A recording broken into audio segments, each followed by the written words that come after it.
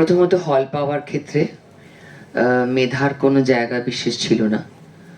সেখানে যেটা ছিল সেটা হচ্ছে কার কতটা পরিচয় এবং কার হাত কতটা লম্বা, কার পৌঁছ কিতনা দূর তক, সেসব তো থাকবে না।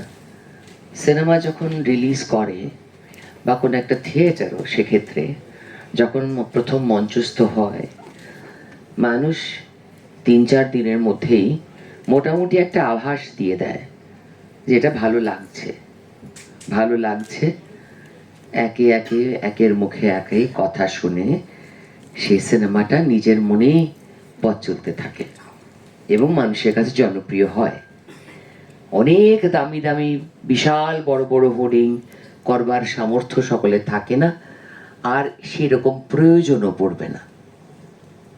সেরকম একটা কোটি কোটি টাকা দিয়ে এভাবে প্রমোট করার আর বোধহয় প্রয়োজনও পড়বে না।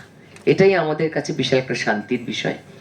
এবং এই যে মেরিট প্রশ্নটা আপনি করলেন, যে মেরিটটাকে ডিসাইড করবে জনতা, অডিয়েন্স ঠিক করবে যে কোন সিনেমাটা আমরা কতবার দেখব। এই যে 3 বার রিলিজ হওয়ার পরেও এই সিনেমাটা আবার দেখতে হাউসফুল হয়েছে। আজকে সমর্পণের সিনেমাটা এত লোকের ভালো লেগেছে, সব কটা অডিটোরিয়ামে আজকে হাউসফুলের প্রায় ফুল চলছে, এখানে তো হয়েছে প্লাস। তো সেটা তো মানুষ তাদের বার্তা জানিয়েছেন, তাই না?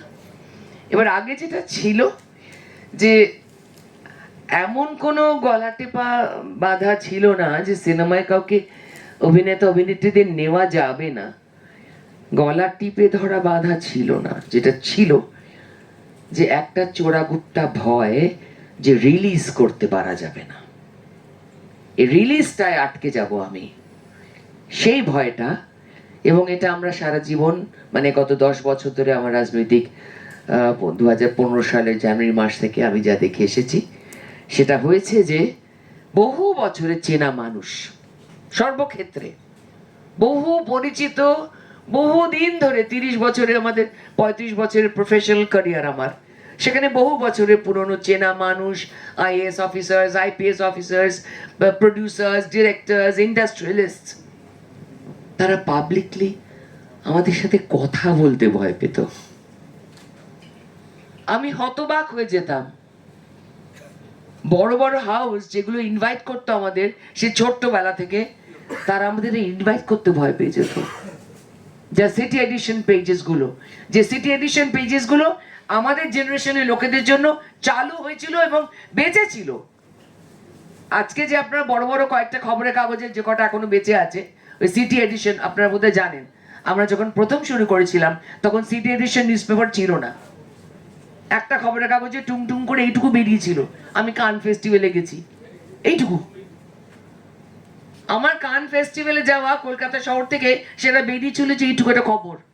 এরকম ছিল খবরের কাগজের অবস্থা। তারপর আমাদের সময় এলো সিটি এডিশনস, যাদের জন্য সিটি এডিশনস গুলো বেঁচে মরতে রমরমিয়ে চললো।